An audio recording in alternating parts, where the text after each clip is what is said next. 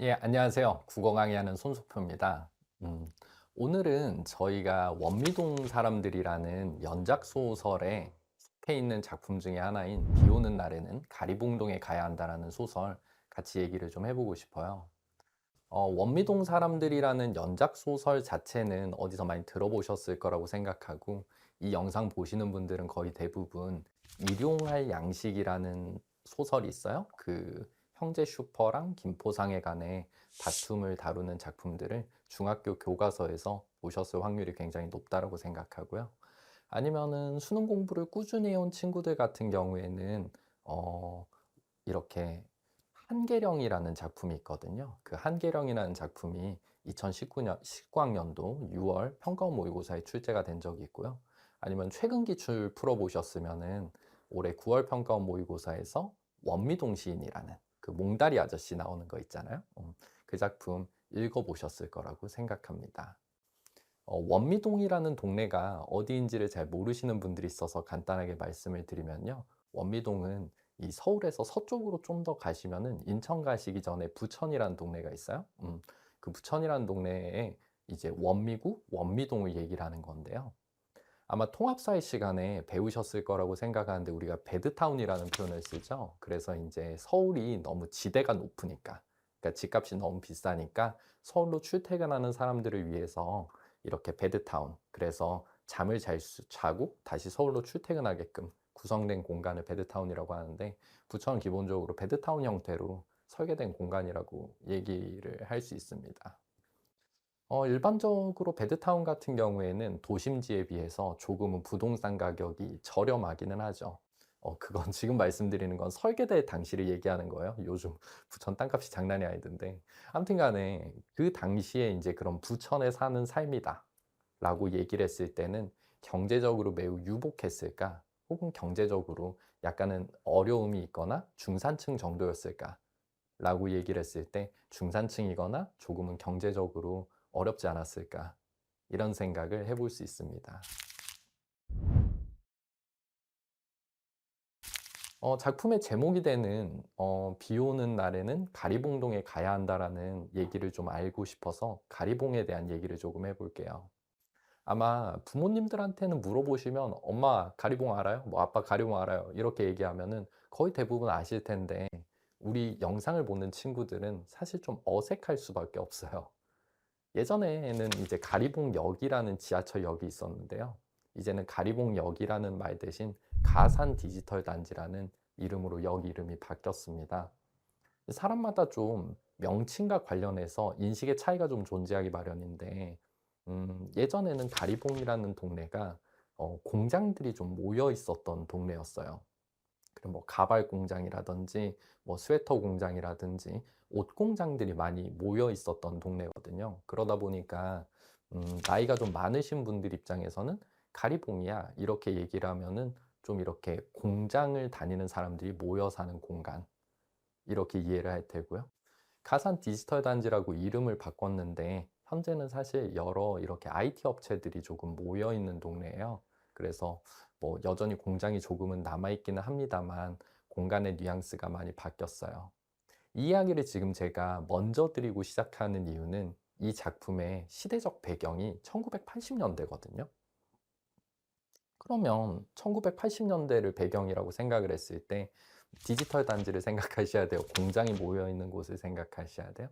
당연히 공장이 모여 있는 곳을 생각하셔야 될 겁니다. 구로구 정도라고 생각하시면 되거든요. 구로구는 서울에서 서쪽에 있는 공간이에요.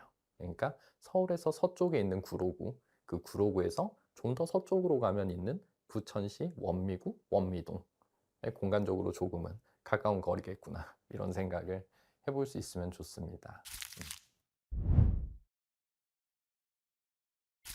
자, 그럼 이제 첫 번째 얘기를 조금 해볼까요?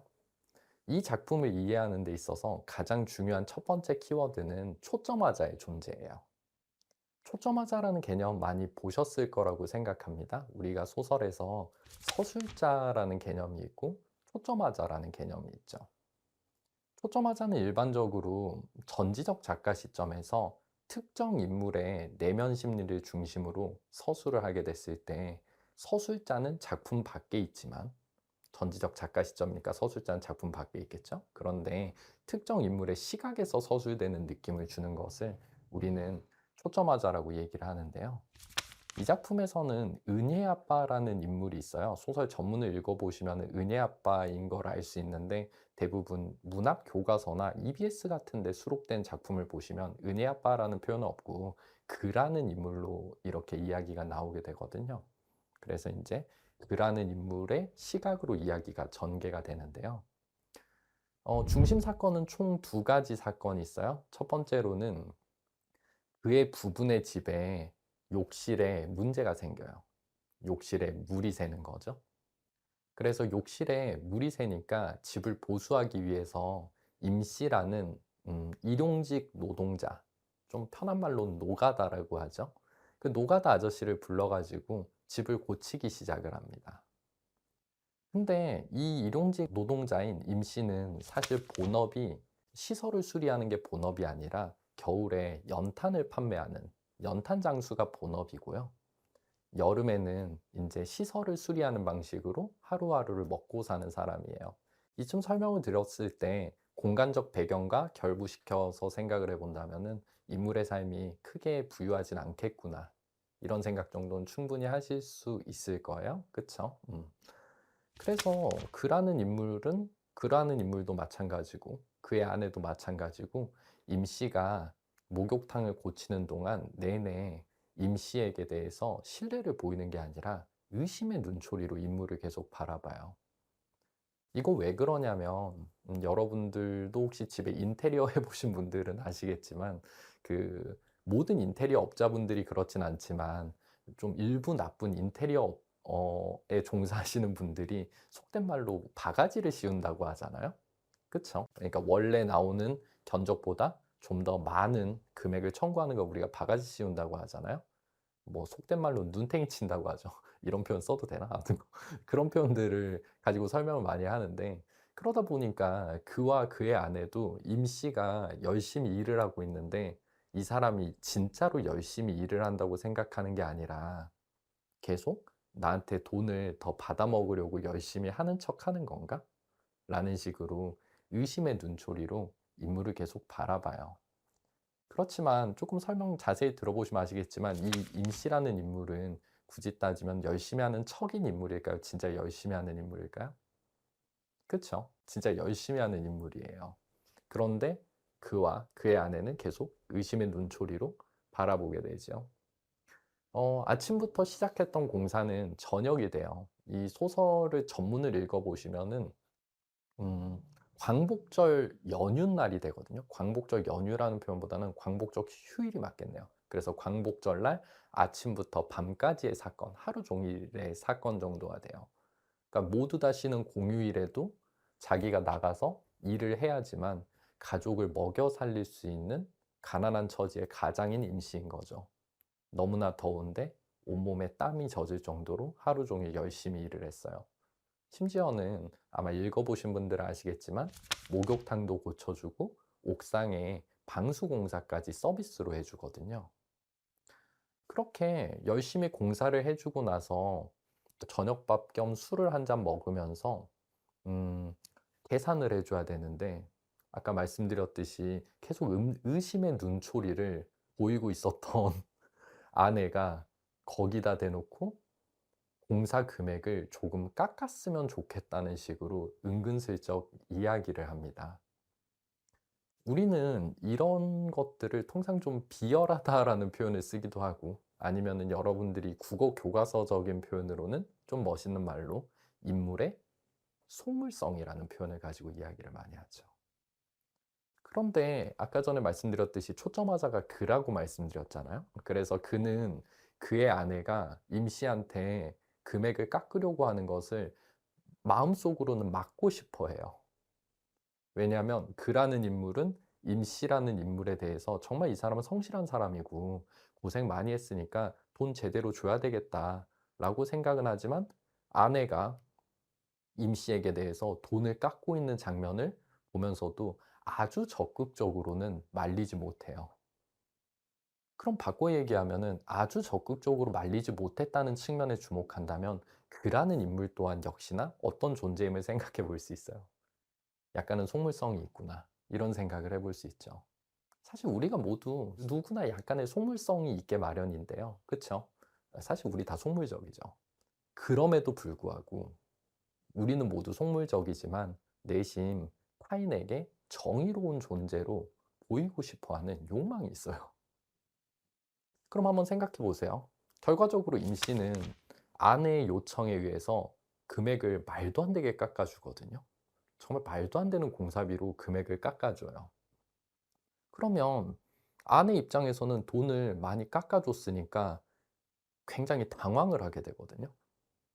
그러면 그도 그렇고 그의 아내 입장에서도 그렇고 어떻게 보면은 금액적인 이익은 얻었지만 본인의 속물적 욕망은 달성됐지만 타인에게 정의로운 존재처럼 보이고 싶어 하는 욕망은 달성이 안 되는 거죠.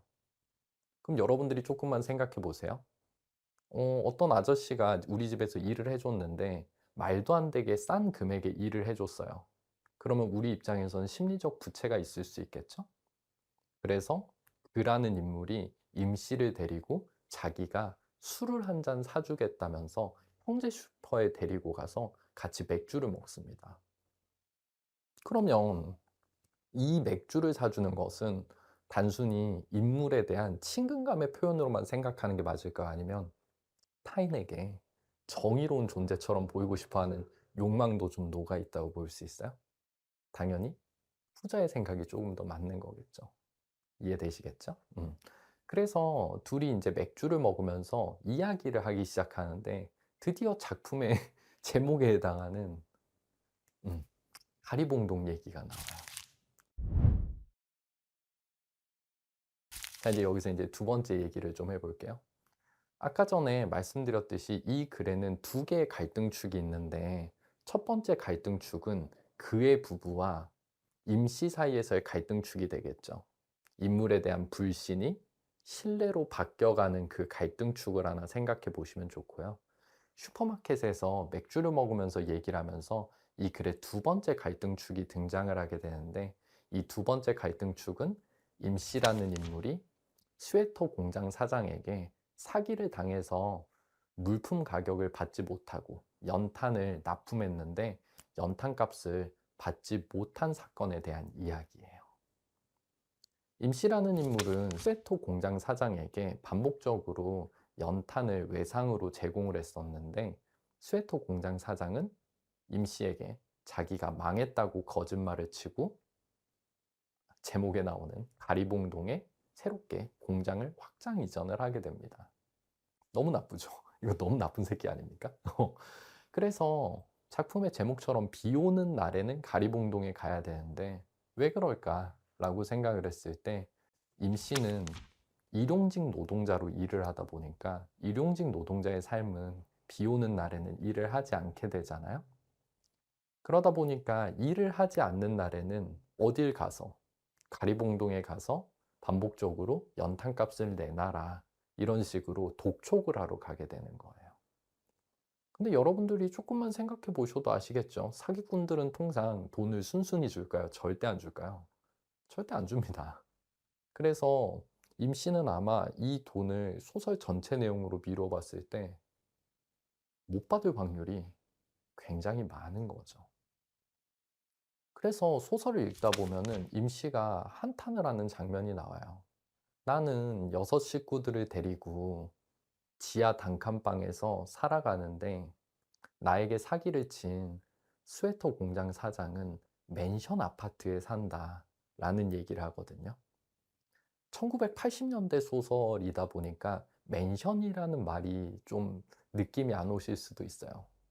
어떻게 보면 지금 영상을 촬영하고 있는 2023 년에는 아파트 이름에 맨션이 붙어 있으면 누가 봐도 옛날 아파트 느낌이잖아요. 그렇지 않아요? 내일 모레 재개발할 것 같은 불길한 느낌이 들고 뭐 이런 느낌이긴 한데 1980 년대에 맨션이라는 말이 붙었다는 것은 그 당시에 거의 최고가 아파트 정도를 생각해 보시면 되거든요. 그러면 사기를 친 애는 굉장히 잘 살고 심지어 맨션 아파트는 높은 공간이다 보니까 문학 이미지로만 놓고 보면은 좀 상승 이미지 정도에 해당할 거예요. 근데 임 씨는 어디 산다고 했어요? 치아 단칸방 산다고 했잖아요. 그러다 보니까 지하에 있는 자, 어떻게 보면은 공중에 있는 자, 이런 것들은 X축의 대비가 아니라 Y축의 수직적 대비가 나타나게 되거든요. 그래서 지문에서는, 소설에서는 이들 사이에 어떤 두터운 벽이 있다라고 얘기를 하는데, 이 벽은 아마 어떻게 해결할 수 없는 수준의 벽이라고 충분히 생각해 보실 수도 있을 것 같아요. 자, 그 다음에 마지막 세 번째 얘기를 조금 해볼까요? 음, 이 소설이 어떤 측면에서는 굉장히 유용한데 반해서 이 소설이 어떤 측면에서는 굉장히 21세기의 학생들에게는 사실 좀 공감을 불러일으키기 어려운 포인트가 하나 있는데요.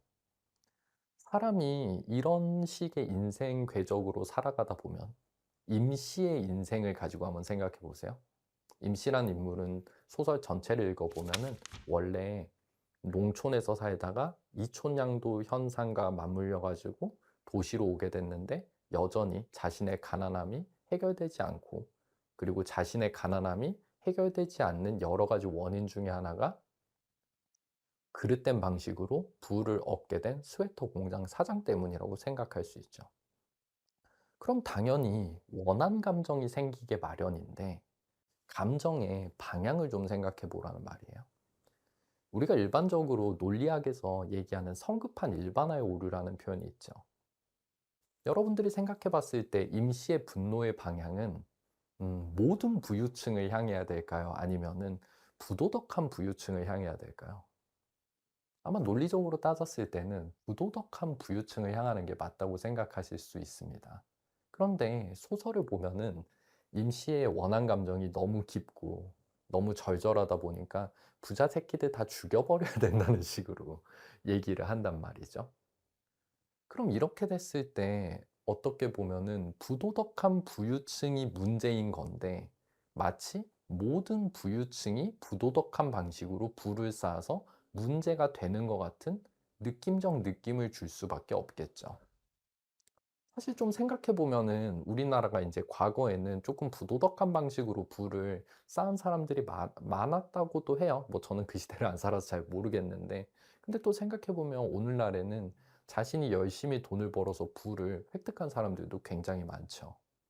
그러다 보니까 소설의 전체 내용에서 인물이 어떤 감정으로 이런 이야기를 하는지는 인지는 할 수 있겠지만, 어떻게 보면 오늘날을 사는 사람들에게 마치 부자들은 부도덕하다라는 뉘앙스를 주는 것들은 성급한 일반화의 오류로 작용을 할 수도 있습니다. 이건 보는 시선의 차이가 조금은 있을 수도 있어요.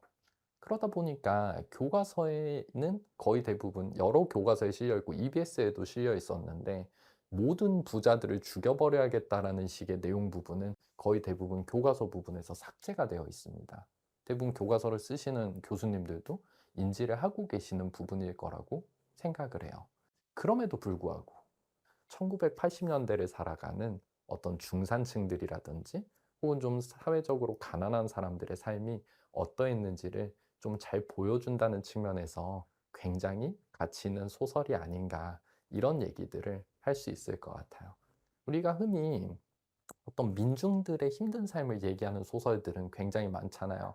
얼마 전에 돌아가셨던 그 조세희 선생님의 뭐 난장이가 쏘아올린 작은 공이라든지, 뭐 아니면은 뭐 박전 선생님의 작품이라든지, 뭐 이런 것들을 생각을 해볼 수 있는데, 같은 이유로 양기자 선생님의 원미동 사람들도 그 당시 평범한 사람들의 삶을 밀도 있게 잘 보여줬다는 측면에서 가치가 있는 소설이 아닐까라고 생각을 합니다.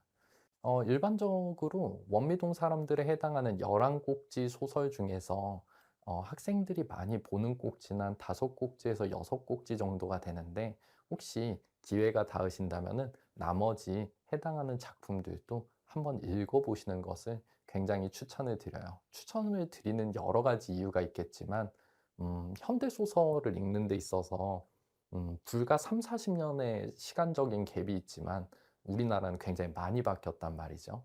그러다 보니까 80년대의 사회상을 사실 대부분의 학생들이 잘 알지 못합니다. 이 영상 보시는 분들 거의 대부분 21세기에 출생하신 분들이잖아요. 심지어 주민등록번호가 뒷자리가 3이나 4로 시작한다고 하더라고요. 그러니까 이런 것들이 사실 현대 소설을 읽을 때 학생들에게 벽으로 다가오는 경우들이 많거든요. 그러다 보니까 비교적 30-40년 전의 소설들을 읽으면서 당대 사회상을 파악하려고 노력해 보신다면 좀 더 재밌는 문학 공부가 되지 않을까라고 생각을 합니다. 오늘은 저희가 여기까지 말씀을 드렸고요. 다음에는 좀 더 재밌는 작품으로 찾아뵙도록 하겠습니다. 자, 여기까지 보셨어요. 안녕.